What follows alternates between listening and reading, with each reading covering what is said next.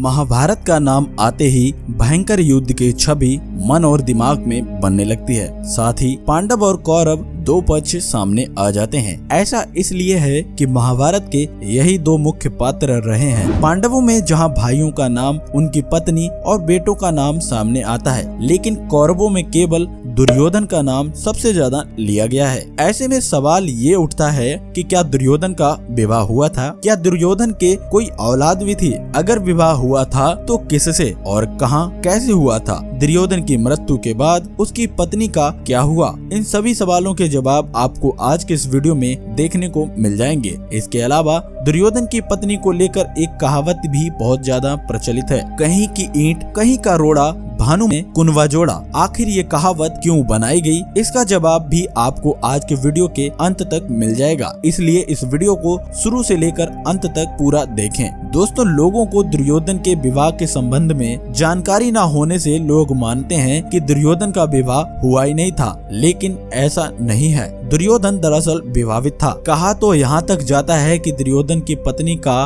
व्यवहार दुर्योधन से बिल्कुल विपरीत था। दुर्योधन हठी और लड़ाकू प्रवृत्ति का व्यक्ति था, लेकिन उसकी पत्नी बहुत ही सौम्य और सुशील थी। लेकिन अब ये प्रश्न उठता है कि आखिर दुर्योधन का विवाह हुआ कैसे था? प्राचीन काल में भारत के महाजनपदों में से एक था कंबोज, जिसका क्षेत्र आधुनिक पश्चिमी पाकिस्तान और अफगानिस्तान से मिलता था। उस समय कंबोज पर राजा चंद्रवर्मा का राज था। उनकी एक पुत्री थी जिसका नाम था भानुमति। उसके रूप और गुणों के सामने स्वर्ग की अप्सराएं भी फेल थीं। उसके विवाह योग्य होने पर राजा चंद्रवर्मा ने भानुमति के विवाह के लिए स्वयंवर का आयोजन किया। भानुमति न सिर्फ बहुत रूपवान थी, बल्कि अत्यंत बुद्धिमान होने के साथ साथ वह शारीरिक रूप से भी अति बलिष्ठ थी। लेकिन भानुमति मन ही मन में अर्जुन से प्रेम करती थी, क्योंकि उस समय अर्जुन बहुत बड़ा योद्धा हुआ करता था। भानुमति चाहती थी कि उसके स्वयंवर में अर्जुन भी शामिल हो और वह अर्जुन को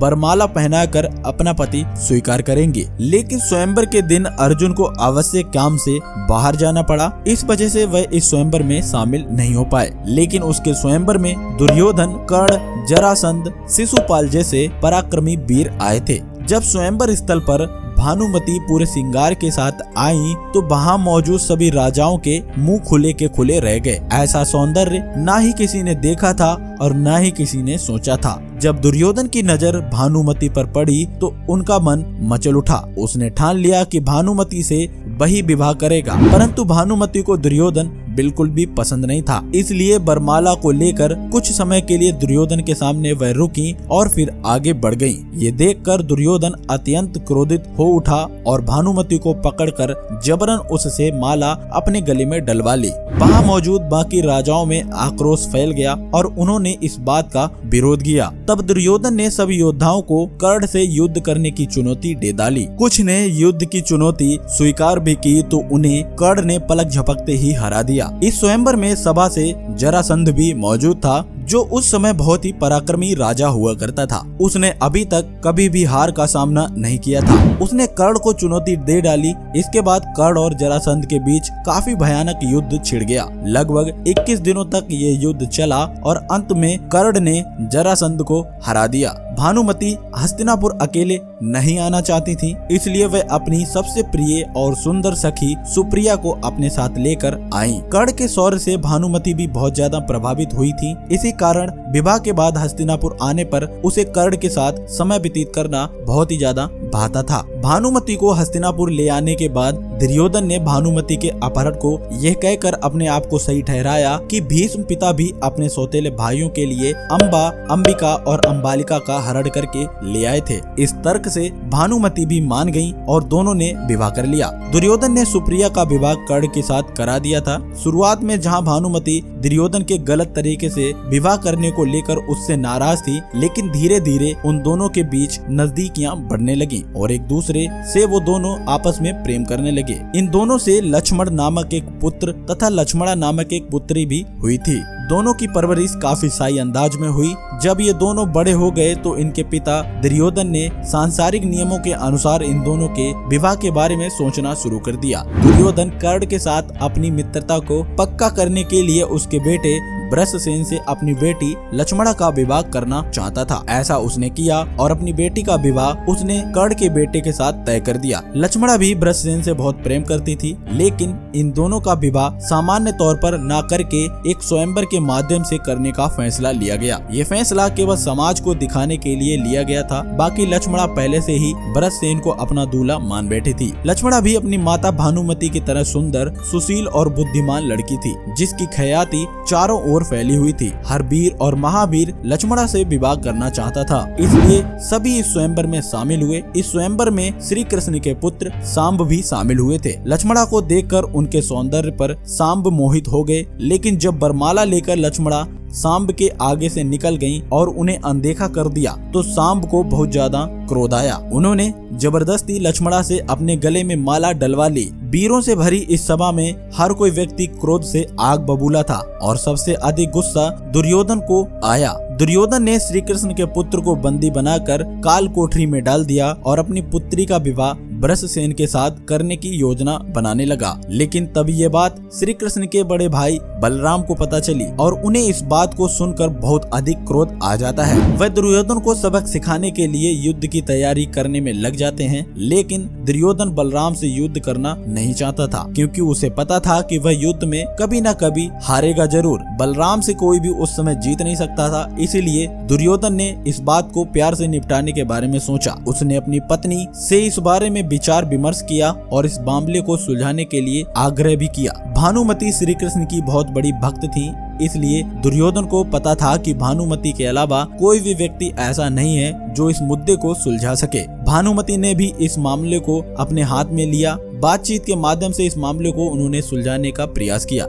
उन्होंने संदेश के माध्यम से बलराम से बातचीत करने का प्रस्ताव रखा। भानुमति के प्रस्ताव को पाकर बलराम भी उनसे बातचीत करने के लिए तैयार हो गए और बातचीत के दौरान आखिरकार इस समस्या को सुलझा ही लिया गया। इस बातचीत में यह तय हुआ था कि लक्ष्मणा का विवाह सांब के साथ पूरे रीति रिवाज के साथ किया जाएगा, लेकिन दुर्योधन के बेटे लक्ष्मण का विवाह बलराम की बेटी वत्सला से किया जाएगा। लेकिन समस्या ये थी कि वत्सला लक्ष्मण से प्रेम नहीं करती थी, वह अर्जुन के पुत्र अभिमन्यु को पसंद करती थी और उसी से विवाह करना चाहती थी। जब अभिमन्यु को इस बारे में पता चला कि वत्सला की शादी लक्ष्मण के साथ तय की गई है, तो उन्होंने एक युक्ति के माध्यम से इसे तोड़ने का प्रयास किया। इसके लिए अभिमन्यु भीम के पुत्र घटोत्कच की मदद लेते हैं। घटोत्कच ने अपनी मायावी शक्ति से लक्ष्मण को इतना डराया कि अपने मन से शादी का ख्याल सदैव के लिए लक्ष्मण ने निकाल दिया। फिर अभिमन्यु और वत्सला का विवाह पूरी रीति रिवाज के साथ धूमधाम से किया गया। जब दुर्योधन को इस बात का पता चला तो उसका गुस्सा सातवें आसमान पर था। उसने पांडवों से बदला लेने की ठानी। उसके कुछ समय बाद ही रणभूमि में कौरवों और पांडवों का आमना सामना हुआ। इसी बीच लक्ष्मण और अभिमन्यु के बीच भयंकर युद्ध हुआ, जिसमें दुर्योधन का पुत्र लक्ष्मण मारा गया। बेटे की मौत का समाचार सुनकर भानुमति और दुर्योधन को आत्म आघात हुआ, लेकिन उसे उम्मीद थी कि उसके बेटे की मौत का बदला उसके पति जरूर लेंगे। लेकिन विधाता को कुछ और ही मंजूर था। लक्ष्मण की मौत के बाद दुर्योधन को भी भीम के द्वारा मार गिराया गया। इस सूचना से भानुमति की बची हुई उम्मीदें भी टूट जाती हैं। उस समय की प्रथा के अनुसार जब दो पक्षों में विवाद हो जाता था तो उसको रिश्ते में बदलकर समझाया जाता था। जैसा कि हमने देखा था कि जब रावण की मृत्यु हुई थी तो उनकी पत्नी मंदोदरी ने विभीषण के साथ विवाह कर लिया था। इसी प्रथा को ध्यान में रखते हुए भानुमति ने युद्ध में दुर्योधन की मृत्यु के बाद अर्जुन से विवाह कर लिया था। इसी वजह से शायद ये कहावत चलन में आई, कहीं की ईंट कहीं का रोड़ा, भानुमति ने कुनबा जोड़ा। इस कहावत में भानुमति द्वारा दुर्योधन, अर्जुन और कर्ण के साथ अनोखे संबंध रखने की वजह से भी कहा गया है। आप लोग सोच रहे होंगे कि दुर्योधन और अर्जुन के साथ संबंध का पता चलना ठीक है, लेकिन कर्ण के साथ भानुमति का क्या संबंध था? तो दोस्तों, उसके लिए आपको उस घटना से रूबरू होना पड़ेगा जिसको आज से पहले शायद आपने कभी नहीं सुना होगा। दोस्तों, एक बार कर्ण और भानुमति शतरंज खेल रहे थे। दुर्योधन के आने की खबर सुन भानुमति जाने लगी। कर्ण ने उनको रोकने के लिए अपनी ओर खींचा तो भानुमति का आंचल फट गया और मोती बिखर गए। उसी समय दुर्योधन ने कक्ष में प्रवेश किया। दुर्योधन को देख दोनों लज्जित हो सर झुकाकर खड़े हो गए। ये घटना बताती है कि भानुमति और कर्ण के बीच किस तरह के संबंध थे। मुझे उम्मीद है आपको अब पता चल गया होगा कि दुर्योधन की मृत्यु के बाद भानुमति का क्या हुआ। भानुमति ने अर्जुन के साथ विवाह करके दो कुनवों को जोड़ा इसलिए ये कहावत कही गई, या फिर दुर्योधन तथा अर्जुन व कर्ण के साथ अनोखे संबंध रखने की वजह से ये कहावत कही गई। आपकी राय इस विषय को लेकर क्या है, हमें कमेंट में जरूर बताएं। यदि आप ऐसी वीडियो देखना पसंद करते हैं तो आप हमारे चैनल को भी सब्सक्राइब कर सकते हैं। हम मिलते हैं आपको अगली वीडियो में, तब तक के लिए धन्यवाद।